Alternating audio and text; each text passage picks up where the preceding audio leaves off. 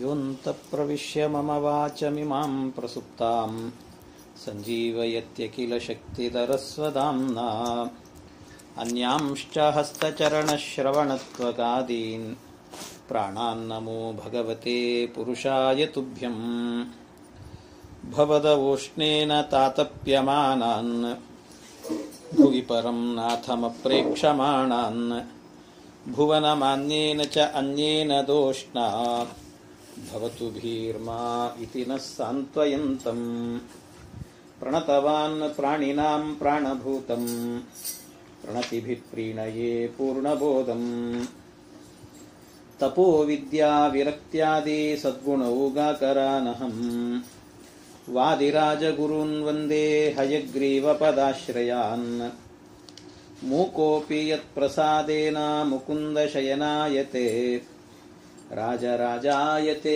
ರಿಕ್ತೋ ರಾಘವೇಂದ್ರಂ ತಮಾಶ್ರಯೇ ಅನವದ್ಯಾತ್ಮಚಾರಿತ್ರಂ ವಾದಿಕದ್ಯೋತಭಾಸ್ಕರಂ ವಿದ್ಯಾಮಾನ್ಯಗುರುಂ ವಂದೇ ವಿದ್ಯಾವಿದ್ಯೋತಭಾಸ್ವರಂ ತಪಸ್ವಾಧ್ಯಾಯ ಶುಶ್ರೂಷಾ ಕೃಷ್ಣಪೂಜಾರತಂ ಮುನಿಂ ವಿಶ್ವೇಶಮಿಷ್ಟದಂ ವಂದೇ ಪರಿವ್ರಾಟ್ ಚಕ್ರವರ್ತಿನಂ ಹರಿಕಥಾಮೃತಸಾರ ಗುರುಗಳ ಕರುಣದಿಂದಾಪನಿತು ಪೇಳುವೆ ಪರಮ ಭಗವದ್ಭಕ್ತರಿದನಾದರದಿ ಕೇಳುವುದು. ಶ್ರೀ ಗುರುಭ್ಯೋ ನಮಃ. ಹರಿ ಓಂ ಹರಿ ಓಂ ಹರಿ ಓಂ. ಪರಮಾತ್ಮನ ವ್ಯಾಪ್ತಿಯನ್ನು ನಿರೂಪಣೆ ಮಾಡುತ್ತಾ ಎಲ್ಲೆಲ್ಲಿ ಅವನ ವ್ಯಾಪ್ತಿ ಇದೆ, ತನು ಚತುಷ್ಟಯಗಳೊಳು ನಾರಾಯಣನು ಹೃತ್ಕಮಲಾಖ್ಯ ಸಿಂಹಾಸನದೊಳು ಅನಿರುದ್ಧಾದಿ ರೂಪಗಳಿಂದ ಶೋಭಿಸುತ್ತ, ನಾಲ್ಕು ದೇಹದಲ್ಲಿ ಸ್ಥೂಲ, ಅನಿರುದ್ಧ, ಲಿಂಗ, ಸ್ವರೂಪ ಎನ್ನುವಂಥ ದೇಹಗಳಲ್ಲಿ ಮತ್ತು ನಾವು ಮಲಗಿದಾಗ ಜಾಗರ, ಸ್ವಪ್ನ ಮತ್ತು ಸುಷುಪ್ತಿ ಈ ಎಲ್ಲ ಅವಸ್ಥೆಗಳಲ್ಲಿ ಅವನ ವ್ಯಾಪ್ತಿ ಎನ್ನುವಂಥದ್ದು. ಅದರಲ್ಲೂ ಸ್ವಪ್ನಗಳನ್ನೆಲ್ಲ ಹೇಗೆ ತರ್ತಾನೆ ಪರಮಾತ್ಮ, ಅಲ್ಲೂ ಅವನ ಲೀಲೆ ಎನ್ನುವಂಥದ್ದು ಹೇಗಿದೆ, ಇದನ್ನೆಲ್ಲ ನಿರೂಪಣೆ ಮಾಡಿದ್ದ. ಇನ್ನು ಅಷ್ಟೇ ಅಲ್ಲ, ಭಾರ್ಯರಿಂದೊಡಗೂಡಿ ಕಾರಣ ಕಾರ್ಯವಸ್ತುಗಳಲ್ಲಿ ಪ್ರೇರಕ ಪ್ರೇರ್ಯ ರೂಪಗಳಿಂದ ಪಟತಂತುಗಳ ಓಲಿದ್ದು ಸೂರ್ಯಕಿರಣಗಳಂತೆ ತನ್ನಯ ವೀರ್ಯದಿಂದಲೇ ಕೊಳುತಿಹ ನಾರ್ಯರಿಗೆ ಈತನ ವಿಹಾರವು ಗೋಚರಿಸುತ್ತದೇನೋ. ಪರಮಾತ್ಮ ಅವನು ತನ್ನ ಹೆಂಡತಿಯೊಂದಿಗೇನೆ ಭಾರ್ಯರಿಂದೊಡಗೂಡಿ, ಅಂದರೆ ಶ್ರೀ ಭೂ ದುರ್ಗಾ ಅಂತ ಅವನ ಹೆಂಡಂದಿರು, ಲಕ್ಷ್ಮೀದೇವಿ ಅವರ ಸಮೇತವಾಗಿ ಕಾರಣ ಮತ್ತು ಕಾರ್ಯವಸ್ತುಗಳಲ್ಲಿ ಎಲ್ಲದರಲ್ಲೂ ಕೂಡ ಪ್ರಪಂಚದಲ್ಲಿ ಒಂದು ಕಾರಣ ಇನ್ನೊಂದು ಕಾರ್ಯ ಅಂತಿರುತ್ತೆ. ಒಂದು ಮಗು ಹುಟ್ಟಿದೆ ಅಂತಾದರೆ ಆ ಮಗುವಿಗೆ ತಂದೆ ತಾಯಿಗಳು ಕಾರಣ, ಮಗು ಎನ್ನುವಂತಹದ್ದು ಕಾರ್ಯ. ಹಾಗೆ ಕಾರ್ಯ ಮತ್ತು ಕಾರಣ ಅನ್ನುವಂತಹದ್ದು. ಒಂದು ವೃಕ್ಷ ಹುಟ್ಟಿದೆ ಅಂತಾದರೆ ಆ ವೃಕ್ಷದ ಉತ್ಪತ್ತಿಗೆ ಕಾರಣವಾಗಿರುವಂತಹದ್ದು ಬೀಜ, ಮಣ್ಣು, ನೀರು, ಇವೆಲ್ಲವೂ ಕೂಡ ಕಾರಣ ಅಂತ ಕರೆಸಿಕೊಡುತ್ತದೆ. ಕಾರ್ಯ ಅಂದರೆ ವೃಕ್ಷ, ಆ ವೃಕ್ಷದಲ್ಲಿ ಇರುವಂಥ ಕೊಂಬೆ ರೆಂಬೆಗಳು, ಎಲೆಗಳು, ಇವೆಲ್ಲವೂ ಕೂಡ ಕಾರ್ಯ ಅಂತ. ಒಂದೊಂದು ವಸ್ತುವಿನಲ್ಲೂ ಕೂಡ ಕಾರ್ಯ ಮತ್ತು ಕಾರಣ ಎನ್ನುವಂಥ ಏನು ವಸ್ತುಗಳಿದ್ದಾವೆ, ಆ ಎಲ್ಲ ವಸ್ತುಗಳಲ್ಲೂ ಕೂಡ ಪ್ರೇರ್ಯ ರೂಪಗಳಿಂದ ಪಟತಂತುಗಳ ಓಲಿದ್ದು ಪರಮಾತ್ಮ ಹಾಸುಹೊಕ್ಕಾಗಿದ್ದಾನಂತದ್ರಲ್ಲಿ. ಅದರ ಒಳಗೆ, ಕಾರ್ಯದ ಒಳಗೆ ಕಾರಣದ ಒಳಗೆ ಎರಡರಲ್ಲೂ ಕೂಡ ಇರ್ತಾನೆ. ಅದು ಹೇಗಿರ್ತಾನೆ ಅಂದರೆ ಪಟತಂತುಗಳ ಓಲಿದ್ದು ಅಂತ. ಪಟತಂತುಗಳು ಅಂತ, ಪಟ ಅಂದರೆ ಬಟ್ಟೆ, ತಂತು ಅಂದರೆ ದಾರ ಅಂತ ಅರ್ಥ. ಈ ನಮ್ಮ ಬಟ್ಟೆಯ ಒಳಗೆ ದಾರ ಇದೆಯೋ ಇಲ್ಲೋ ಅಂದ್ರೆ ಇದೆ. ಅದು ಹೇಗಿದೆ, ಓತಪ್ರೋತವಾಗಿದೆ ಅಂತದ್ದು, ಓತಪ್ರೋತವಾಗಿದೆ. ಹಾಗೋ ಅದು, ಆದರೆ ದಾರ ನಮಗೆ ಪ್ರತ್ಯೇಕ ಕಾಣಿಸೋದಿಲ್ಲ, ಬಟ್ಟೆಯಂತೆ ಕಾಣಿಸ್ತದೆ. ಹಾಗೆ ಆ ದಾರ ಕಾಣದೇ ಇರುವಂತೆ ಹೇಗಿರುತ್ತದೋ ಹಾಗೆ ಬಟ್ಟೆಯ ಒಳಗೆ ದಾರ ಎನ್ನುವಂಥದ್ದು. ಆ ರೀತಿಯಲ್ಲಿ ಪರಮಾತ್ಮನು ಕೂಡ ಪಟತಂತುಗಳ ಓಲಿದ್ದು. ಆ ರೀತಿ ಎಲ್ಲ ಕಾರ್ಯ ಕಾರಣ ಎಲ್ಲ ವಸ್ತುಗಳಲ್ಲೂ ಕೂಡ ಪರಮಾತ್ಮನಿರ್ತಾನೆ, ಭಗವಂತ ಇರ್ತಾನೆ. ಈ ರೀತಿ ಇದ್ದು ಅವನ ವ್ಯಾಪ್ತಿ ಎನ್ನುವಂತಹದ್ದು ಬಹಳ ವಿಸ್ತಾರವಾಗಿರುವಂತಹದ್ದು. ಸೂರ್ಯ ಕಿರಣಗಳಂತೆ ತನ್ನಯ ವೀರ್ಯದಿಂದಲೇ ಕೊಳುತಿಹ ನಾರ್ಯರಿಗೆ ಈತನ ವಿಹಾರವು ಗೋಚರಿಸುವುದೇನೋ. ಈ ಪರಮಾತ್ಮ ಎಲ್ಲ ಬ್ರಹ್ಮಾದಿ ದೇವತೆಗಳಿಗೆಲ್ಲರಿಗೂ ಕೂಡ ಪೂರ್ಣ ಅನುಗ್ರಹ ಮಾಡುತ್ತಿದ್ದಾನೆ. ಸೂರ್ಯ ಕಿರಣಗಳಂತೆ ತನ್ನಯ ವೀರ್ಯದಿಂದಲೇ. ಸೂರ್ಯನ ಕಿರಣ ಎಲ್ಲಾ ಕಡೆಯಲ್ಲೂ ಕೂಡ ಪಸರಿಸುತ್ತೆ, ಬೆಳಕು ಕೊಡುತ್ತದೆ. ಹಾಗೆ ಭಗವಂತನು ಕೂಡ ಎಲ್ಲೆಡೆಯಲ್ಲೂ ಇದ್ದು ತನ್ನ ಸಾಮರ್ಥ್ಯದಿಂದ ಎಲ್ಲವನ್ನೂ ಮಾಡಿಸ್ತಿದ್ದಾನೆ. ನಮಗೆ ಗೊತ್ತಾಗುವುದಿಲ್ಲ, ಅಯೋಗ್ಯರು ನಾವು, ನಮಗೆ ಗೊತ್ತಾಗಲ್ಲ. ದೇವರು ಮಾಡಿಸಿದ ಅಂತ ನಾರ್ಯರಿಗೆ ಈತನ ವಿಹಾರವು ಗೋಚರಿಪುದೇನು. ಈ ಮನುಷ್ಯರಿಗೆಲ್ಲ ಆಗಬೇಕಾದ್ರೆ ಇದೆಲ್ಲ ಏನು ಗೊತ್ತಾಗ್ತದೆ? ಯಾರಿಗೂ ಏನು ಗೊತ್ತಾಗೋದಿಲ್ಲ. ಅಂಥ ಪರಮಾತ್ಮ, ಅವನ ವ್ಯಾಪ್ತಿ ಎನ್ನುವಂತಹದ್ದು ವಿಸ್ತಾರವಾಗಿರುವಂತಹದ್ದು. ಇನ್ನು ನಮ್ಮಿಂದ ಭಗವಂತ ಏನು ಮಾಡುತ್ತಾನೆ? ಪರಮಾತ್ಮ ಅಂದರೆ ಎಲ್ಲ ಪೂಜೆ ಮಾಡೋದು ಅವನೇ, ಮಾಡಿಸಿಕೊಳ್ಳೋದು ಅವನೇ. ಮಾಡಿಸಿಕೊಳ್ಳೋದು ಅವನೇ, ಪೂಜೆ ಮಾಡುವವನು ಅವನೇ. ನಮ್ಮ ಒಳಗೆ ನಿಂತು ಪೂಜೆ ಮಾಡುತ್ತಾನೆ, ಆ ಮೂರ್ತಿಯಲ್ಲಿ ಕೂತುಕೊಂಡು ಪೂಜೆಯನ್ನು ಸ್ವೀಕಾರ ಮಾಡುತ್ತಾನೆ. ಯಾಕೆ ಈ ರೀತಿ ಮಾಡುತ್ತಾನೆ ದೇವರು? ತನ್ನ ಕೆಲಸ ಅಂದರೆ ತನಗೆ ತಾನೇ ಪೂಜೆ ಮಾಡಿಕೊಳ್ಳೋದ? ಇದು ಯಾರಾದರೂ ಮಾಡ್ತಿದ್ದಾರೆ ಹಾಗೆ ಜಗತ್ತಿನಲ್ಲಿ? ನಮಗೆ ನಾವೇ ಪೂಜೆ ಮಾಡಿಕೊಳ್ಳುತ್ತೀವಿ, ನಮಗೆ ನಾವೇ ಮಂಗಳಾರತಿ ಎತ್ತುಕೊಳ್ಳೋದು, ನಮಗೆ ನಾವೇ ಅಭಿಷೇಕ ಮಾಡಿಕೊಳ್ಳೋದು, ನಮಗೆ ನಾವೇ ಧೂಪ ಹಚ್ಚಿಕೊಳ್ಳೋದು, ಹೀಗೆ ಯಾರು ಮಾಡುತ್ತಾರೆ? ಆದ್ರೆ ಪರಮಾತ್ಮ ಮಾಡ್ತಾನೆ. ನಮ್ಮ ಒಳಗೆ ನಿಂತು ಅವನೇ ಮಾಡ್ತಾನೆ. ಅಷ್ಟೇ ಅಲ್ಲ, ಹೊರಗಿನಿಂದ ಅವನೇ ಸ್ವೀಕಾರ ಮಾಡುತ್ತಾನೆ. ಯಾಕೆ ಹೀಗೆ ಮಾಡುತ್ತಾನೆ ಅಂದರೆ ಅದೊಂದು ಮಕ್ಕಳ ಮೇಲಿನ ಪ್ರೀತಿಯಂತೆ ಭಗವಂತನಿಗೆ. ದೇವರಿಗೆ ಮಕ್ಕಳ ಮೇಲೆ, ತಂದೆ ತಾಯಿಗಳಿಗೆ ಮಕ್ಕಳ ಮೇಲೆ ಪ್ರೀತಿ ಇರ್ತದೆ. ತಂದೆ ತಾಯಿಗಳಿಗೆ ಯಾವ ರೀತಿ ಜನಕ ತನ್ನ ಆತ್ಮಜಗೆ ವರಭೂಷಣ ದುಕೂಲವ ತೊಡಿಸಿ ವಂದನೆಯ ಕೈಗೊಳ್ಳುವತನ ಹರಸುತ ಹರುಷ ಪಡುವಂತೆ ವನರುಹೇಕ್ಷಣ ಪೂಜ್ಯ ಪೂಜಕ ನೆನೆಸಿ ಪೂಜಾ ಸಾಧನ ಪದಾರ್ಥನು ತನಗೆ ತಾನಾಗಿ ಫಲಗಳ ನೀವ ಭಜಕರಿಗೆ. ಈ ಮಗನಿಗೆ ಯಾವುದಾದ್ರೂ ಹಬ್ಬ ಹರಿದಿನ ಅಂತ ಏನಾದ್ರೂ ಬಂದ್ರೆ ಮಕ್ಕಳಿಗೆ ಏನ್ ಮಾಡ್ತಾರೆ? ತಂದೆ ತಾಯಿಗಳೇನ್ ಮಾಡ್ತಾರೆ? ಅಯ್ಯೋ ಹಬ್ಬ ಬರ್ತಾ ಇದೆ, ಮಗುವಿಗೆ ಏನಾದ್ರೂ ಒಂದು ಒಳ್ಳೆ ಬಟ್ಟೆ ಕೊಡಿಸ್ಬೇಕು, ಹೊಸ ಬಟ್ಟೆ ಹಾಕೊಳ್ಳಬೇಕು, ಮಾಡಬೇಕು. ಬಹಳ ಆನಂದ. ಮಗ ಚೆನ್ನಾಗಿ ಆ ರೀತಿ ಅಲಂಕಾರ ಮಾಡ್ಕೊಂಡು ಓಡಾಡ್ತಾ ಇದ್ರೆ ಸಂತೋಷ ಪಡ್ತಾನೆ. ತಂದೆ ತಾಯಿಗಳು ನೋಡಿ ಸಂತೋಷ ಪಡ್ತಾರೆ. ಹಾಗೆ ಜನಕ ತನ್ನ ಆತ್ಮಜಗೆ, ತನ್ನ ಮಕ್ಕಳಿಗೆ ವರಭೂಷಣ ದುಕೂಲವ ತೊಡಿಸಿ, ಒಳ್ಳೆ ಭೂಷಣ, ಒಳ್ಳೆ ಅಲಂಕಾರಪ್ರಾಯವಾಗಿರುವಂತ ಬಟ್ಟೆಗಳನ್ನ, ಬೆಲೆ ಬಾಳುವ ವಸ್ತುಗಳನ್ನ, ಇದನ್ನೆಲ್ಲ ಕೊಡಿಸಿ ಅವನಿಗೆ ಹಾಕೊಳ್ಳಪ್ಪ ನೀನು ಅಂತ ಅದನ್ನು ಹಾಕಿಸ್ತಾನೆ, ಬಟ್ಟೆ ಹಾಕಿಸ್ತಾನೆ. ಬಟ್ಟೆ ಹಾಕಿಸಿ ಏನ್ ಮಾಡ್ತಾನೆ? ಮತ್ತೆ ಅವನು ನನಗೆ ನಮಸ್ಕಾರ ಮಾಡು ಅಂತ ಹೇಳ್ತಾನೆ. ಇವತ್ತು ಹಬ್ಬ, ಒಳ್ಳೆ ಬಟ್ಟೆ ಹಾಕೊಂಡಿದ್ದೀ, ನಮಸ್ಕಾರ ಮಾಡು, ನಿನಗೆ ಆಶೀರ್ವಾದ ಮಾಡ್ತೀನಿ ಅಂತ ತಂದೆ ತಾಯಿಗಳು ಹೇಳ್ತಾರೆ. ಹಾಗೆ ಭೂಷಣ ದುಕೂಲವ ತೊಡಿಸಿ ವಂದನೆಯ ಕೈಕೊಳ್ಳುವತನ ಹರಸುತ ಹರುಷ ಪಡುವಂತೆ. ಹಾಗೆ ಅವನಿಗೆ ಅಲಂಕಾರ ಮಾಡೋದು, ಮಗನಿಗೆ ಅಲಂಕಾರ ಮಾಡೋದು, ಬಟ್ಟೆ ಹಾಕೋದು, ಮಾಡೋದು, ಎಲ್ಲ ಮಾಡೋದು. ಆದ್ರೆ ಮತ್ತೇನ್ ಮಾಡೋದು? ಕೊನೆಗೆ ಅವನಿಂದನೇ ನಮಸ್ಕಾರ ಮಾಡೋದು, ಮಾಡಿಸ್ಕೊಳ್ಳೋದಂತೆ. ಅದೇನು? ತಂದೆಗೊಂದು ಆನಂದ, ತಾಯಿಗೊಂದು ಆನಂದ. ನನ್ನ ಮಗು ಚೆನ್ನಾಗಿ ಕಾಣುತ್ತಿದೆ, ಅವನು ಚೆನ್ನಾಗಿ ಬದುಕಿರಲಿ ಅಂತ ಹೇಳಿಬಿಟ್ಟು ಅವನಿಗೆ ಆಶೀರ್ವಾದ ಮಾಡ್ಲಿಕ್ಕೋಸ್ಕರ ಒಂದು ತಾನೇ ನಮಸ್ಕಾರ ಮಾಡಿಸ್ಕೊಂಡು ಮಾಡೋದು. ಹಾಗೆ ಭಗವಂತನು ಕೂಡ ನಮ್ಮ ಮೇಲಿನ ಕಾರುಣ್ಯದಿಂದಾಗಿ ನಮ್ಮ ಒಳಗೆ ನಿಂತು ಅವನ ಪೂಜೆ ಮಾಡಿಸ್ಕೊಳ್ತಾನಂತೆ.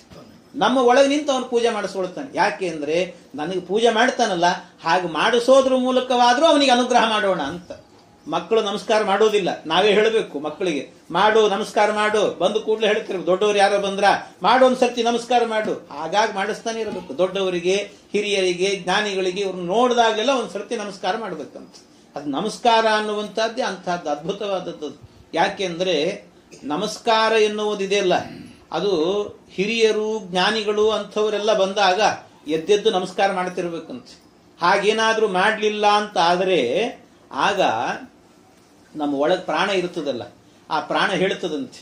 ಯಾರಾದ್ರೂ ದೊಡ್ಡವರು ಬರ್ತಿರ್ತಾರೆ, ಜ್ಞಾನಿಗಳು ಬರ್ತಿರ್ತಾರೆ, ಆ ಜ್ಞಾನಿಗಳು ಬಂದಾಗ ಎದ್ದು ನಿಂತು ನಮಸ್ಕಾರ ಮಾಡಲಿಲ್ಲ ಅಂದ್ರೆ ಒಳಗಿರುವ ಪ್ರಾಣ ಆಗಾಗ ಹೇಳ್ತಿರ್ತದಂತೆ.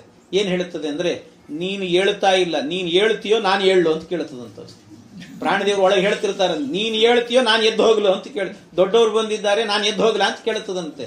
ಅವನು ಅದನ್ನ ಮಾತು ಕೇಳಲಿಲ್ಲ ಅಂದ್ರೆ ಹಗಲಲ್ಲ ದೊಡ್ಡವರಿಗೆ ನಮಸ್ಕಾರ ಮಾಡದೇನೆ ಇದೇ ರೀತಿ ಅವರಿಗೆ ಅಗೌರವವನ್ನು ತೋರಿಸಿಕೊಂಡಿದ್ದ ಅಂತ ಆದ್ರೆ ಪ್ರಾಣದೇವರು ಹೇಳ್ತೀನಿ ಅಂತ ಹೇಳ್ತಿರ್ತಾರೆ, ಅಭ್ಯಾಸ ಮಾಡ್ತಿರ್ತಾರೆ ಒಂದೊಂದು ಸರ್ತಿ. ಹಾಗೆ ಅಭ್ಯಾಸ ಮಾಡಿ ಕೊನೆಗೆ ಇವನು ಹೇಳಲಿಲ್ಲ ಅಂತ ಆದ್ರೆ ಅವರೇ ಎದ್ದು ಹೋಗಿಬಿಡ್ತಾರೆ. ಅಂದ್ರೆ ಯಾರು ದೊಡ್ಡವರು ಬಂದಾಗ, ಜ್ಞಾನಿಗಳು ಬಂದಾಗ ಅವರಿಗೆ ನಮಸ್ಕಾರ ಮಾಡೋದಿಲ್ಲವೋ, ಅವರಿಗೆ ಗೌರವ ಕೊಡೋದಿಲ್ಲವೋ ಅಂಥವರಲ್ಲಿ ಆಯುಷ್ಯ ಎನ್ನುವಂತಹದ್ದು ಹೆಚ್ಚಿರೋದಿಲ್ಲ ಅಂತ ಅರ್ಥ.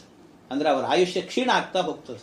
ಆದ್ರಿಂದ ಯಾವಾಗಲೂ ಹಿರಿಯರು ಯಾಕೆ ಹಿರಿಯರಿಗೆ ನಮಸ್ಕಾರ ಮಾಡಿದ ಕೂಡಲೇ ಅವ್ರು ಹೇಳೋದೇ ದೀರ್ಘಾಯುಷ್ಮಾನ್ ಭವ ಅಂತ ಹೇಳ್ತಾರೆ. ಒಂದ್ಸರ್ತಿ ಒಳ್ಳೆ ಆಯುಷ್ಯವಂತನಾಗು ಅಂತ ಹೇಳ್ತಾರೆ. ಅವರ ಆಶೀರ್ವಾದ ಬಂತಲ್ಲ, ಅದರಿಂದಲೇ ಆಯುಷ್ಯ ಬೆಳೀತದಂತೆ. ಹಾಗೆ ಪರಮಾತ್ಮನು ಕೂಡ ಆ ಮಕ್ಕಳಿಂದ ತಂದೆ ತಾಯಿಗಳು ನಮಸ್ಕಾರವನ್ನು ಮಾಡಿಸಿಕೊಂಡು ದೀರ್ಘಾಯುಷ್ಯವಂತನಾಗುವಂತ ಮಕ್ಕಳಿಗೆ ಹೇಗೆ ಆಶೀರ್ವಾದವನ್ನು ಮಾಡುತ್ತಾರೋ, ಅನುಗ್ರಹ ಮಾಡುತ್ತಾರೋ, ಹಾಗೆ ಅನುಗ್ರಹ ಮಾಡೋದಕ್ಕೋಸ್ಕರವಾಗಿ ಪರಮಾತ್ಮ ನಮ್ಮ ಒಳಗೂ ನಿಂತು ನಮ್ಮಿಂದ ಪೂಜೆ ಮಾಡಿಸ್ಕೊಳ್ತಾನಂತೆ. ನಮ್ಮಿಂದ ಪೂಜೆ ಮಾಡಿಸಿಕೊಳ್ಳೋದು ಯಾಕೆ ಅಂದ್ರೆ ಇದಕ್ಕೋಸ್ಕರ. ಜನಕ ತನ್ನಾತ್ಮಜಗೆ ವರಭೂಷಣ ದುಕೂಲವ ತೊಡಿಸಿ ವಂದನೆಯ ಕೈಕೊಳ್ಳುವತನ ಹರಸುತ ಹರುಷ ಪಡುವಂತೆ ವನರುಹೇ ಕ್ಷಣ ಪೂಜ್ಯ ಪೂಜಕ. ಪೂಜ್ಯನೂ ಅವನೇ, ಪೂಜೆ ಮಾಡಿಸಿಕೊಳ್ಳೋನು ಅವನೇ, ಪೂಜೆ ಮಾಡುವವನು ಅವನೇ. ಪೂಜ್ಯ ಪೂಜಕ ನೆನೆಸಿ ಪೂಜಾ ಸಾಧನ. ಇಷ್ಟೇ ಅಲ್ಲ, ಮುಂದಿನ ಬೇರೆ ಬೇರೆ ಸಂಧಿಗಳಲ್ಲಿ ಹೇಳುತ್ತಾರೆ. ಪೂಜಾ ಸಾಧನ, ಒಂದೊಂದು ಪೂಜೆಗೆ ನಾವೇನೇನು ಬಳಸ್ತೇವೆ ಪದಾರ್ಥಗಳು, ಗಂಧ, ಹೂವು, ತಂಬಿಗೆ, ತಾಲಿ, ಗಂಟೆ, ಉದ್ಧರಣೆ, ಏನೇನು ಬಳಸ್ತೇವೋ ಆ ಎಲ್ಲಾ ಪದಾರ್ಥದ ಒಳಗೂ ಕೂಡ ವಾಸುದೇವ ಅನ್ನುವ ರೂಪದಿಂದ ಇದ್ದು ನಮ್ಮನ್ನು ರಕ್ಷಣೆ ಮಾಡ್ತಿರ್ತಾನೆ. ಎಲ್ಲದರೊಳಗೂ ಇರ್ತಾನಂತೆ ಪರಮಾತ್ಮ. ಪೂಜಾ ಸಾಧನ, ಆ ಸಾಧನೆಗಳಲ್ಲಿ ಎಲ್ಲ ಕಡೆಯಲ್ಲೂ ಕೂಡ ಒಂದೊಂದು ವಸ್ತುವಿನಲ್ಲೂ ಭಗವಂತ ಇದ್ದಾನಂತೆ. ಇದನ್ನ ಮಧ್ವಾಚಾರ್ಯರು ಅವರ ಜೀವನ ಚರಿತ್ರೆಯಲ್ಲಿ ಈ ಪ್ರಸಂಗವನ್ನ ತೋರಿಸ್ತಾರೆ. ಅವರು ಹೇಳುತ್ತಾರೆ, ಮಧ್ವಾಚಾರ್ಯರಿಗೆ ವಾಸುದೇವಾಚಾರ್ಯರು ಅಂತ ಹೆಸರು ಮೊದಲು ಪೂರ್ವಾಶ್ರಮದಲ್ಲಿ. ವಾಸುದೇವಾಚಾರ್ಯ ಅವರು ಗುರುಕುಲಕ್ಕೆ ಹೋಗಿ ಅಭ್ಯಾಸ ಮಾಡುತ್ತಾರೆ.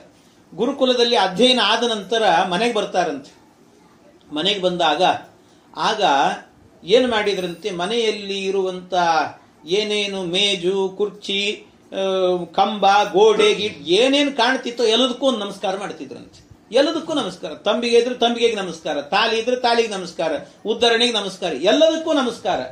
ಎಲ್ಲದಕ್ಕೂ ಕೂಡ ನಮಸ್ಕಾರ ಮಾಡ್ತಿದ್ರೆ ಅವರಪ್ಪ ಮಧ್ಯಗೆ ಹೇಳ್ಬಿಟ್ರು. ಅವ್ರು ನೋಡಿದ್ರಂತೆ.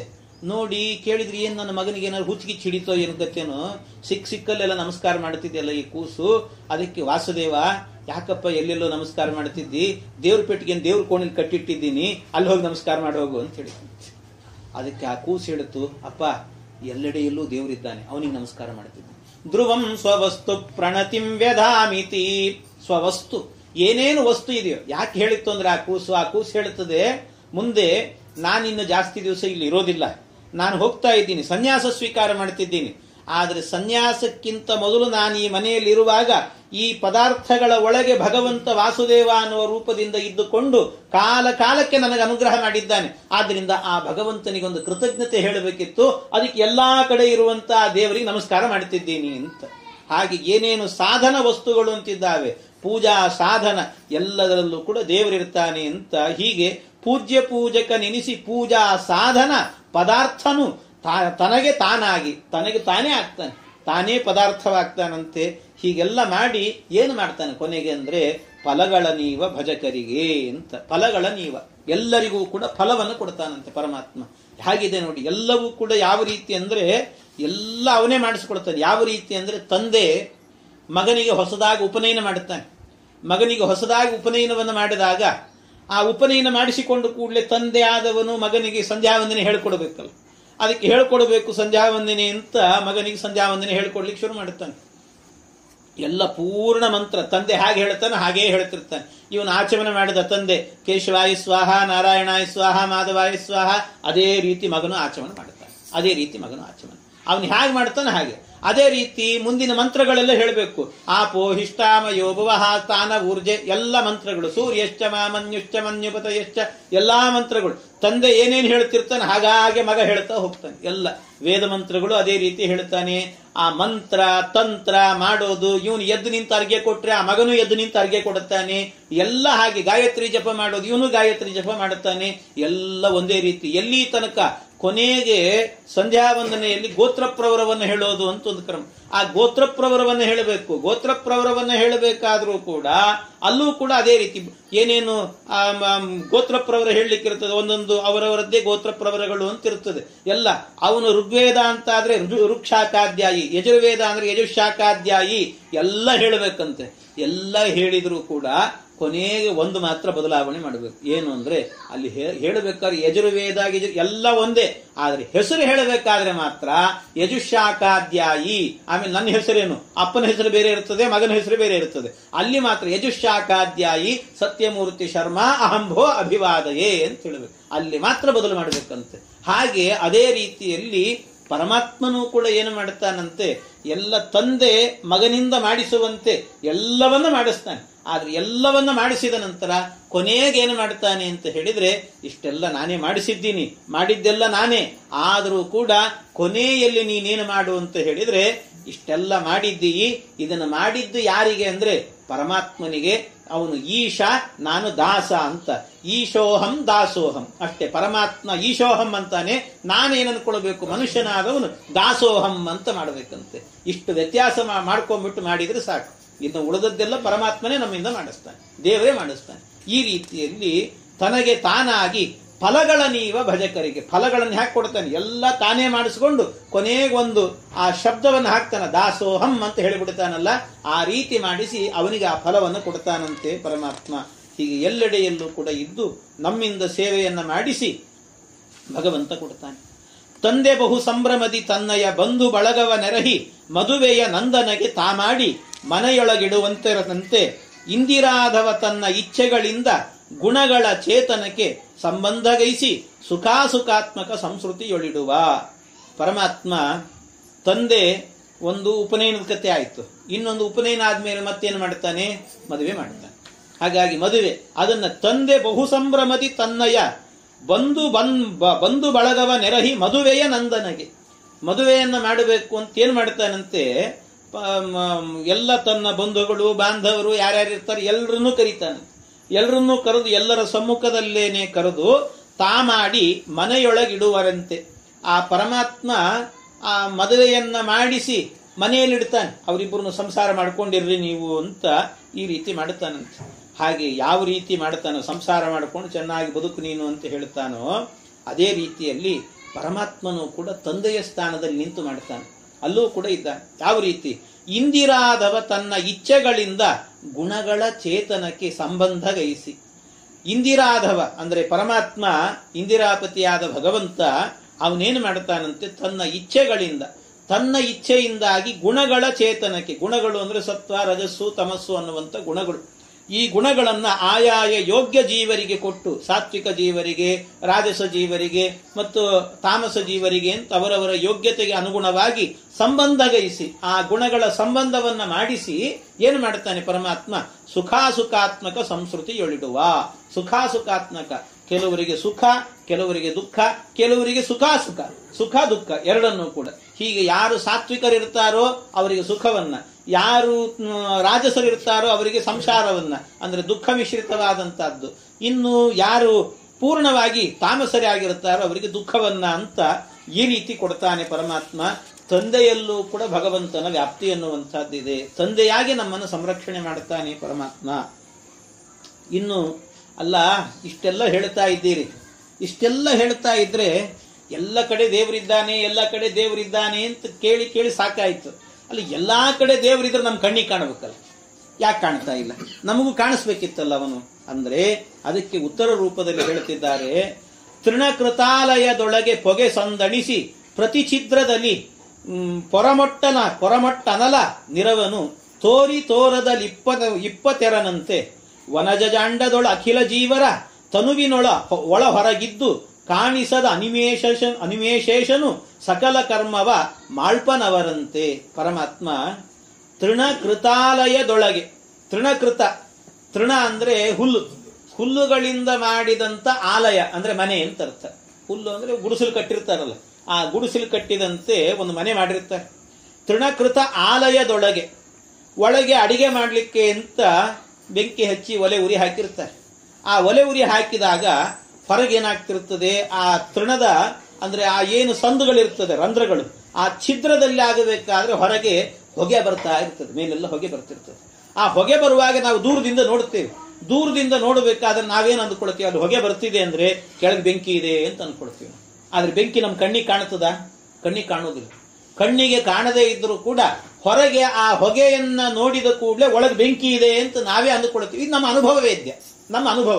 ಹಾಗಾಗಿ ಎಲ್ಲಿ ಹೊಗೆ ಇದೆ ಅಂತಂದ ಮೇಲೆ ಕೆಳಗೆ ಬೆಂಕಿ ಇರಲೇಬೇಕು ಅಂತ ನಮ್ಮ ಅನುಭವ ವೇದ್ಯ. ಆದ್ರಿಂದಾಗಿ ಅದೇ ರೀತಿಯಲ್ಲಿ ಪರಮಾತ್ಮನೂ ಕೂಡ ತೃಣಕೃತಾಲಯದೊಳಗೆ ಪೊಗೆ ಸಂದಣಿಸಿ ಪ್ರತಿ ಛಿದ್ರದಲ್ಲಿ, ಒಂದು ಛಿದ್ರವನ್ನು ಬಿಡುವುದಿಲ್ಲ, ಯಾವ ರಂಧ್ರಗಳಿದೆಯೋ ಅಲ್ಲೆಲ್ಲಾ ಕಡೆಯಿಂದಲೂ ಕೂಡ ಬರ್ತಾ ಇರ್ತದಂತೆ ಆ ಹೊಗೆ ಎನ್ನುವಂತಹದ್ದು.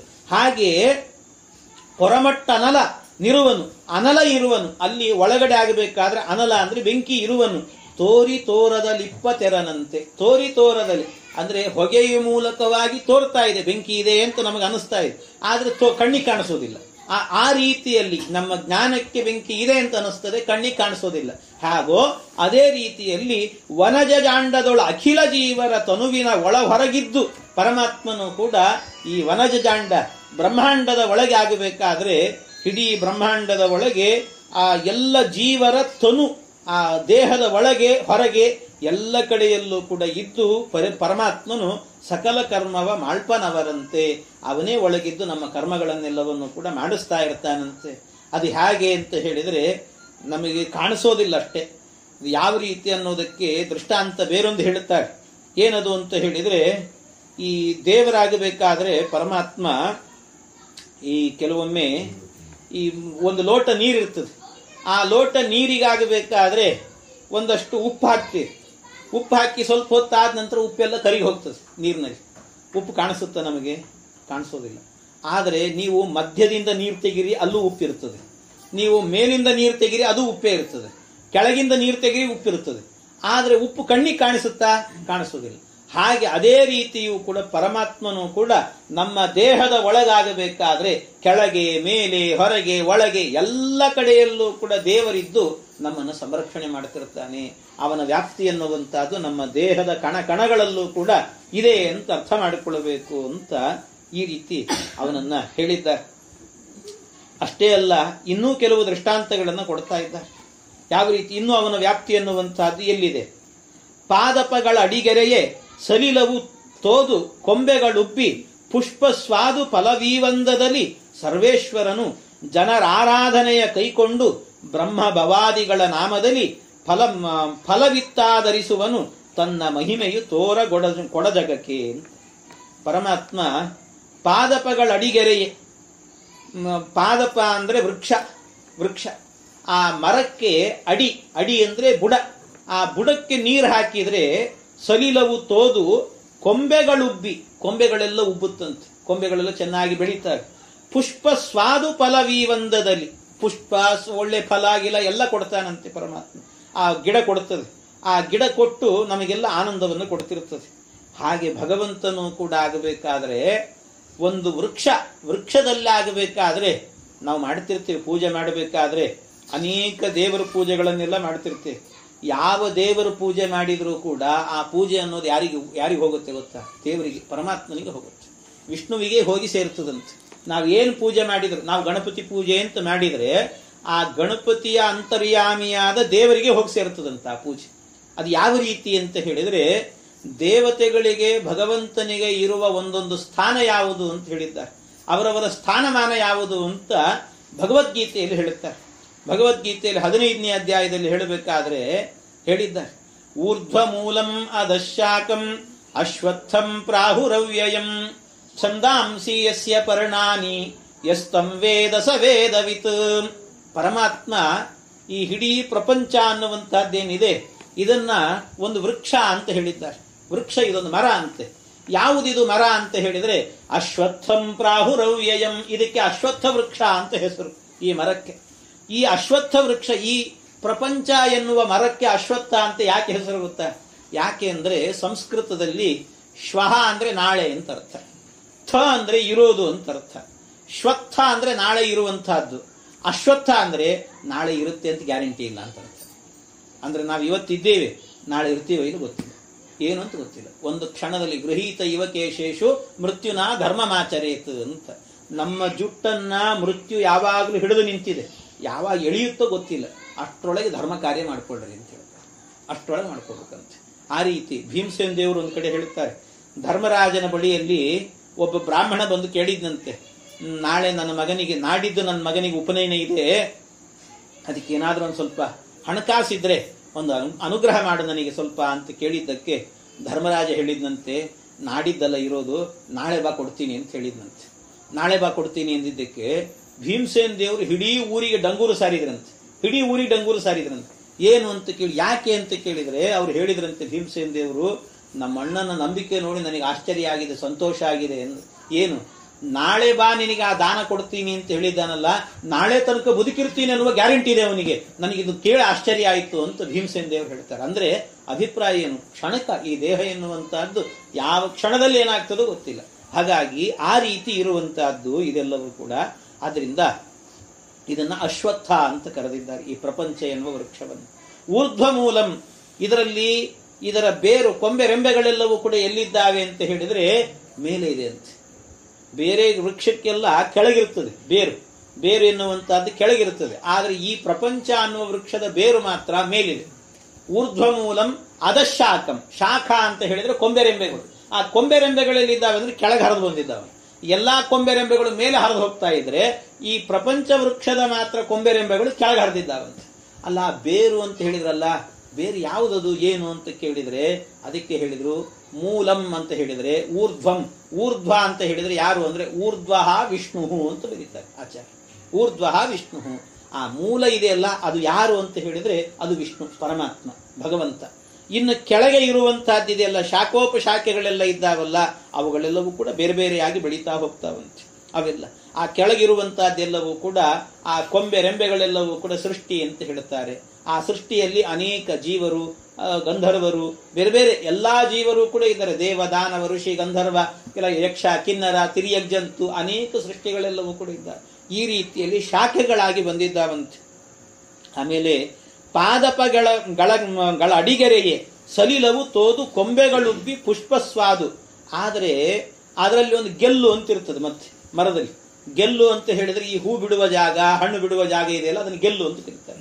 ಆ ಗೆಲ್ಲು ಏನಿದೆ ಅದು ಯಾರು ಅಂತ ಕೇಳಿದ್ರೆ, ಗೆಲ್ಲು ಎನ್ನುವಂತಹದ್ದು ಗೆಲ್ಲಿನ ಸ್ಥಾನದಲ್ಲಾಗಬೇಕಾದ್ರೆ ಈ ತತ್ವಾಭಿಮಾನಿ ದೇವತೆಗಳಿದ್ದಾರೆ. ತತ್ವಾಭಿಮಾನಿ ದೇವತೆಗಳು ಅಂದ್ರೆ ಎಲ್ಲಾ ದೇವತೆಗಳು. ಗಣಪತಿ ಇದ್ದಾನೆ, ರುದ್ರದೇವರು ಇದ್ದಾರೆ, ಬ್ರಹ್ಮದೇವರಿದ್ದಾರೆ. ಎಲ್ಲಾ ದೇವತೆಗಳು ಕೂಡ ಗೆಲ್ಲುಗಳು. ಅವರೆಲ್ಲ ಫಲ ಕೊಡುವವರು ಅಂತ ಅರ್ಥ. ಫಲ ಕೊಡುವವರು ಅವರೆಲ್ಲ ಗೆಲ್ಲಿನಂತೆ.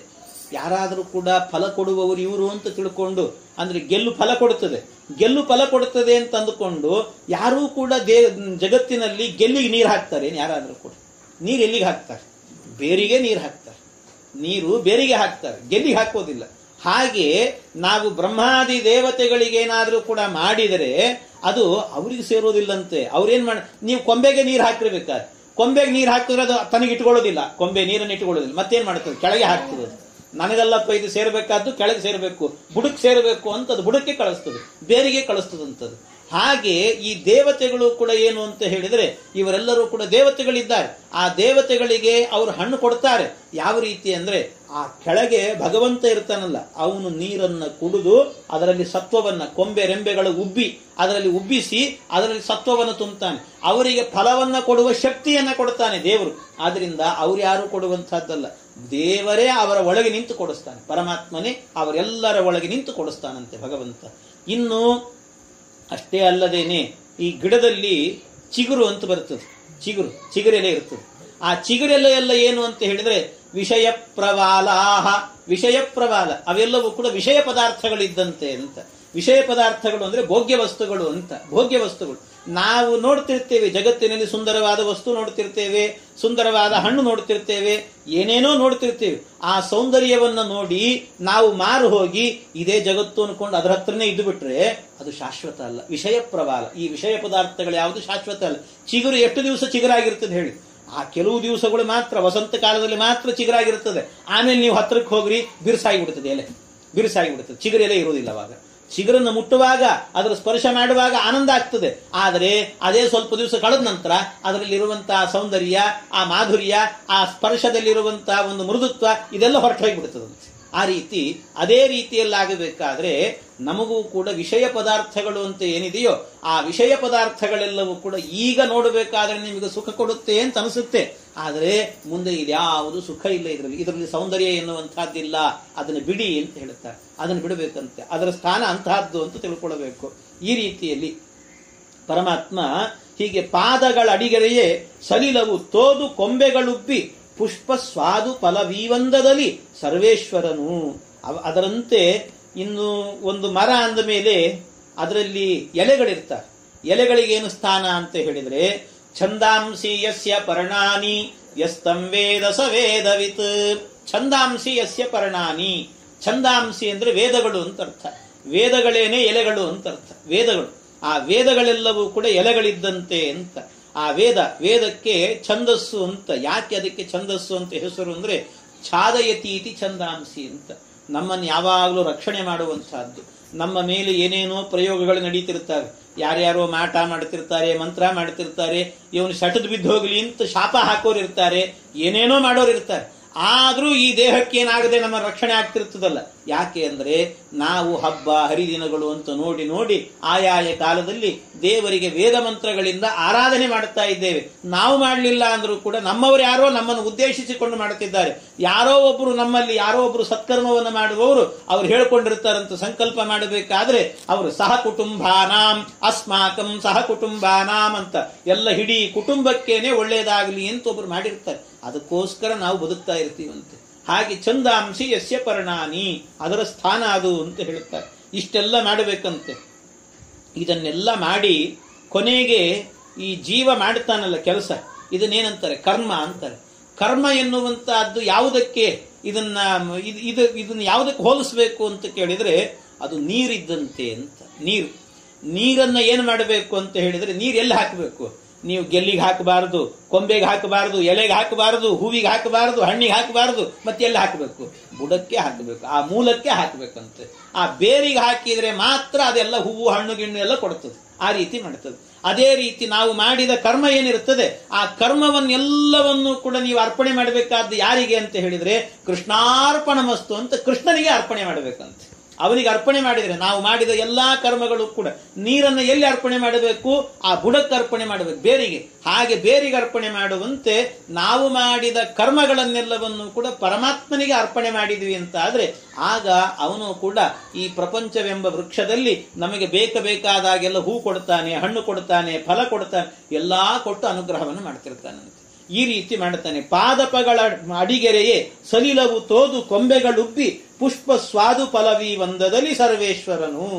ಜನರ ಆರಾಧನೆಯ ಕೈಕೊಂಡು ಬ್ರಹ್ಮ ಭವಾದಿಗಳ ನಾಮದಲ್ಲಿ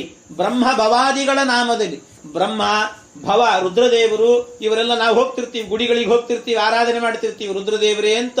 ರುದ್ರದೇವರು ಸ್ತೋತ್ರ ಮಾಡ್ತೀವಿ. ಗಣಪತಿ ದೇವರನ್ನು ನೋಡುವಾಗ ನಿಶುಸೀದ ಗಣಪತೆ ಗಣೇಶತ್ವಾಮಾಹುರ್ವಿ ಪ್ರಾತಮಂ ಕವೀನಾಂ, ಅದನ್ನ ಮಾಘವನ್ ಚಿತ್ರಮರ್ಚ ಹೇಳಬೇಕಾದ್ರ ಮಂತ್ರಗಳನ್ನು ಮಘವನ್ ಚಿತ್ರಮರ್ಚ, ನಾನೇನ್ ನಿನಗೆ ಅರ್ಚನೆ ಮಾಡುತ್ತಿದ್ದೇನೆ, ಇದೆಲ್ಲ ನಾನಲ್ಲ, ಒಳಗೆ ನಿಂತು ಪರಮಾತ್ಮ ಮಾಡಿಸ್ತಿದ್ದಾನೆ. ಗಣಪತಿ ಅಂದ್ರೆ ಗಣಪತಿ ಅಲ್ಲ, ಗಣಪತಿ ಅಂತರ್ಗತ ಭಾರತೀಯ ರಮಣ ಮುಖ್ಯ ಪ್ರಾಣ ಅಂತರ್ಗತ ವಿಶ್ವಂಭರ ರೂಪಿ ಪರಮಾತ್ಮನೇ ನಮಃ ಅಂತ ಅನ್ಕೊಡ್ಬೇಕಂತೆ. ಹೀಗೆ ಪ್ರತಿಯೊಂದು ಕೂಡ ಜನರ ಆರಾಧನೆಯ ಕೈಕೊಂಡು ಬ್ರಹ್ಮ ಭವಾದಿಗಳ ನಾಮದಲ್ಲಿ, ಅವರ ಹೆಸರಿನಿಂದ ಯಾರು ಸ್ವೀಕಾರ ಮಾಡುತ್ತಾನೆ ಅಂದ್ರೆ ಫಲವಿತ್ತಾದರಿಸುವನು, ಅವನೇ ಸ್ವೀಕಾರ ಮಾಡಿ ಇವರ ಹೆಸರಿನ ಮೂಲಕವಾಗಿ ನಮಗೆ ಫಲವನ್ನು ಕೊಡ್ತಿರ್ತಾನೆ. ನಾವು ಅನ್ಕೊಂಡಿರ್ತೀವಿ, ಎಲ್ಲೋ ಗಣಪತಿ ಗುಡಿಗೆ ಹೋದ್ವಿ, ಈ ಸರ್ತಿ ನನಗೆ ಎಲ್ಲಾ ದೇವರಲ್ಲಿ ಇಷ್ಟವಾದ ದೇವರು ಯಾರು ಗೊತ್ತಾ? ಗಣಪತಿ. ಆದ್ರೆ ಯಾಕೆ ನನಗೆ ಬೇಕು ಫಲ ಕೊಟ್ಟ ಅವನು. ನಾವು ಅನ್ಕೊಂಡಿದ್ದೀವಿ ಅಷ್ಟೇ, ಅವನೆಲ್ಲ ಕೊಟ್ಟದ್ದು ಅವರ ಮೂಲಕವಾಗಿ ಭಗವಂತ ಮಾಡಿಸಿದ್ದು, ಗಣಪತಿಯ ಮೂಲಕವಾಗಿ ಪರಮಾತ್ಮ ಮಾಡಿಸಿದ್ದು, ದೇವರು ಮಾಡಿಸಿದ ಅಂತ. ಹೀಗೆ ಅನುಸಂಧಾನ. ರುದ್ರದೇವರು ಕೊಟ್ರು, ಸಂತಾನ ಭಾಗ್ಯ ಕೊಟ್ರು. ಯಾಕೆ ಕೊಟ್ರು? ಪರಮಾತ್ಮನ ಅನುಗ್ರಹದಿಂದ ಕೊಟ್ರು. ಹೀಗೆ ಈ ರೀತಿಯಲ್ಲಿ ಬ್ರಹ್ಮ ಭವಾದಿಗಳ ನಾಮದಲ್ಲಿ ಫಲವಿತ್ತು ಆಧರಿಸುವನು ತನ್ನ ಮಹಿಮೆಯ ತೋರಗೊಡ ಜಗಕ್ಕೆ. ತನ್ನ ಮಹಿಮೆಯನ್ನು ತೋರಿಸೋದಿಲ್ಲ ಅವನು ಪರಮಾತ್ಮ. ಈ ರೀತಿ ಯಾವತ್ತಾದರೂ ಕೂಡ ಬೇರು ಮೇಲ್ ಕಾಣುತ್ತದೆ, ಕೊಂಬೆ ಕಾಣುತ್ತದೆ, ರೆಂಬೆ ಕಾಣುತ್ತದೆ, ಹೂ ಕಾಣುತ್ತದೆ, ಫಲ ಕಾಣುತ್ತದೆ, ಎಲ್ಲ ಕಾಣುತ್ತದೆ, ಆದರೆ ಬೇರು ಕಾಣಿಸೋದಿಲ್ಲ. ಹಾಗೆ ಅದೇ ರೀತಿ ಬೇರಿನಂತೆ ಭಗವಂತ ಈ ಪ್ರಪಂಚ ಎನ್ನುವಂತಹ ವೃಕ್ಷದ ಒಳಗಿದ್ದು ಇಡೀ ಪ್ರಪಂಚಕ್ಕೆ ಶಕ್ತಿ ತುಂಬಿರ್ತಾನಂತೆ. ಈ ರೀತಿ ಅವನ ವ್ಯಾಪ್ತಿ ಎನ್ನುವಂತಹದ್ದು ಹೇಗಿದೆ ಅಂತ ಅರ್ಥ ಮಾಡ್ಕೊಳ್ಳಿ. ಇಡೀ ಪ್ರಪಂಚದಲ್ಲಿ ಎಲ್ಲೆಡೆಯಲ್ಲೂ ಕೂಡ ಅವನ ವ್ಯಾಪ್ತಿ ಎನ್ನುವಂತಹದ್ದಿದೆ ಅಂತ. ಅದಕ್ಕೇನು ಮಾಡಬೇಕಾಗಾದ್ರೆ ನಾವು ಅಂತ ಕೇಳಿದ್ರೆ, ಪರಮಾತ್ಮನಿಗೆ ನಾವು ಶಕ್ತಿವಂತರಾಗಿರಬೇಕು ಅಂತ ಹೇಳಿದ್ರೆ ಪ್ರತಿಯೊಂದು ಕಡೆಯಲ್ಲೂ ಕೂಡ ದೇವರಿಗೆ ಅರ್ಪಣೆ ಮಾಡಬೇಕು ಅಂತ ಆದ್ರೆ ಬ್ರಹ್ಮ ಭವಾದಿಗಳನ್ನು ನಾವು ಆರಾಧನೆ ಮಾಡಿದರೂ ಕೂಡ ಅಂತರ್ಯಾಮಿಯಾಗಿ ಮುಖ್ಯ ಪ್ರಾಣದೇವರು, ಮುಖ್ಯ ಪ್ರಾಣಾಂತರ್ಯಾಮಿಯಾಗಿ ಪರಮಾತ್ಮ. ಈ ಅನುಸಂಧಾನ ಅದಕ್ಕೇನು ಮಾಡಬೇಕು? ನಾವು ಮಾಡುವ ಆರಾಧನೆ ಮಾಡಬೇಕು, ಚೆನ್ನಾಗಿ ಮಾಡಬೇಕು ಅಂದ್ರೆ ಅದಕ್ಕೇನು ಮಾಡಬೇಕು? ಚೆನ್ನಾಗಿ ಊಟ ಮಾಡಬೇಕಂತೆ. ಊಟ ಮಾಡಬೇಕು ಚೆನ್ನಾಗಿ. ಊಟ ಮಾಡೋದಂದ್ರೆ ಏನರ್ಥ? ಊಟ ಮಾಡೋದು ಅಂತ ಹೇಳಿದ್ರೆ ಊಟ ಎನ್ನುವಂತಹದ್ದು ಮುಖ್ಯ ಪ್ರಾಣದೇವರ ಆರಾಧನೆ ಅಂತ ಚಿಂತನೆ ಮಾಡಬೇಕು. ಮುಖ್ಯ ಪ್ರಾಣದೇವರ ಆರಾಧನೆ. ಊಟ ಮಾಡ್ತಿರ್ತೀವಿ, ಪರಿಷೇಕ ಎಲ್ಲ ಮಾಡ್ತೀವಿ, ಮಾಡಿದ ನಂತರ ಏನ್ ಹೇಳ್ತೀವಿ? ಪ್ರಾಣಾಯ ಸ್ವಾಹ, ಅಪಾನಾಯ ಸ್ವಾಹ, ವ್ಯಾನಾಯ ಸ್ವಾಹ, ಉದಾನಾಯ ಸ್ವಾಹ, ಸಮಾನಾಯ ಸ್ವಾಹ ಎಲ್ಲ ಹೇಳ್ತಿರ್ತೇವೆ. ಈ ರೀತಿಯಲ್ಲಿ ಮುಖ್ಯ ಪ್ರಾಣ ದೇವರಿಗೇನೆ ಆಹುತಿಯನ್ನು ಕೊಡೋದು. ಇದೆಲ್ಲ ಊಟ ಎನ್ನುವಂತಹದ್ದು ನಮಗೇನು ಅಂತ ಹೇಳಿದ್ರೆ, ಅದು ಊಟ ಎನ್ನುವಂತಹದ್ದು ಭೋಗ ಅಲ್ಲ, ಅದು ಭೋಗ ಅಲ್ಲ, ಮತ್ತೇನು, ಅದೊಂದು ಯಜ್ಞ. ಅದು ಆ ಮುಂದೆ ಭೋಜನ ಸಂಧಿ ಅಂತಲೇ ಬರುತ್ತದೆ. ಆ ಭೋಜನ ಸಂಧಿಯಲ್ಲಿ ಹೇಳುತ್ತಾರೆ ಇದನ್ನೆಲ್ಲ. ಹಾಗೆ ಆ ಊಟ ಎನ್ನುವಂತಹದ್ದೇ ಒಂದು ಯಜ್ಞ. ಆ ಯಜ್ಞವನ್ನ ಮಾಡ್ತಾ ಇರಬೇಕಾದ್ರೆ ಅದು ಏನೇನು ದೇವತೆಗಳಿಗೆ ಹಾಕಿರುತ್ತೇವೆ, ಆ ಗೆಲ್ಲಿಗೆ ಹಾಕಿದಂತ ಗೆಲ್ಲಿನ ದೇವತೆಗಳೆಲ್ಲರೂ ಕೂಡ ಏನು ಮಾಡ್ತಾರೆ, ಮೂಲವಾಗಿರುವಂತ ಪರಮಾತ್ಮನಿಗೆ ಸಮರ್ಪಣೆ ಮಾಡಿ ನಮ್ಮ ಕೈ ಮೈಗಳಲ್ಲಿ ಶಕ್ತಿಯನ್ನು ಕೊಡ್ತಾರೆ. ತತ್ವಾಭಿಮಾನಿ ದೇವತೆಗಳಿದ್ದಾರೆ ದೇಹದ ಒಳಗೆ. ಒಬ್ಬೊಬ್ಬ ತತ್ವಾಭಿಮಾನಿ ದೇವತೆಗಳ ಅಂತರ್ಯಾಮಿಯಾಗಿ ನಾವು ಊಟ ಮಾಡಬೇಕಾದ್ರೆ ಮುಖ್ಯ ಪ್ರಾಣ ದೇವರು, ಮುಖ್ಯ ಪ್ರಾಣ ಅಂತರ್ಯಾಮಿಯಾಗಿರುವಂತಹ ಭಗವಂತ ಯಜ್ಞನಾಮಕ ಪರಮಾತ್ಮ. ಆ ಯಜ್ಞನಾಮಕ ಪರಮಾತ್ಮನ ಅನುಸಂಧಾನವನ್ನು ಮಾಡಿದಾಗ ಆಗ ನಮ್ಮ ದೇಹದಲ್ಲಿ ಆಗಬೇಕಾದ್ರೆ ಕೊಂಬೆ ರೆಂಬೆಗಳನ್ನು ಉಬ್ಬಿಸ್ತಾನಲ್ಲ, ಹಾಗೆ ನಮ್ಮ ದೇಹಗಳಿಗೆ ಕೈ ಮೈಗಳಿಗೆಲ್ಲದಕ್ಕೂ ಕೂಡ ಶಕ್ತಿಯನ್ನು ಕೊಟ್ಟು ನಮ್ಮಿಂದ ಇನ್ನೂ ಹೆಚ್ಚೆಚ್ಚು ಸಾಧನೆಯನ್ನು ಮಾಡಿಸ್ತಾನಂತೆ ಪರಮಾತ್ಮ ಅಂತ ಹೀಗೆ ಚಿಂತನೆ ಮಾಡಬೇಕು. ಆದರೆ ಒಳಗಿರುವ ಭಗವಂತ ನಮಗೆ ಕಾಣಿಸೋದಿಲ್ಲ ಅಷ್ಟ. ತೋರಗೊಡ ಜಗಕ್ಕೆ ಅಂತ, ತೋರಗೊಡ ಅವನು ತೋರಿಸೋದಿಲ್ಲ, ತನ್ನನ್ನು ತಾನು ತೋರಿಸಿಕೊಳ್ಳೋದಿಲ್ಲಂತೆ. ಈ ರೀತಿಯಲ್ಲಿ ಪರಮಾತ್ಮ ಇದ್ದು ಅನುಗ್ರಹವನ್ನು ಮಾಡುತ್ತಾನೆ ಅಂತ ಹೇಳಿದ್ದಾರೆ.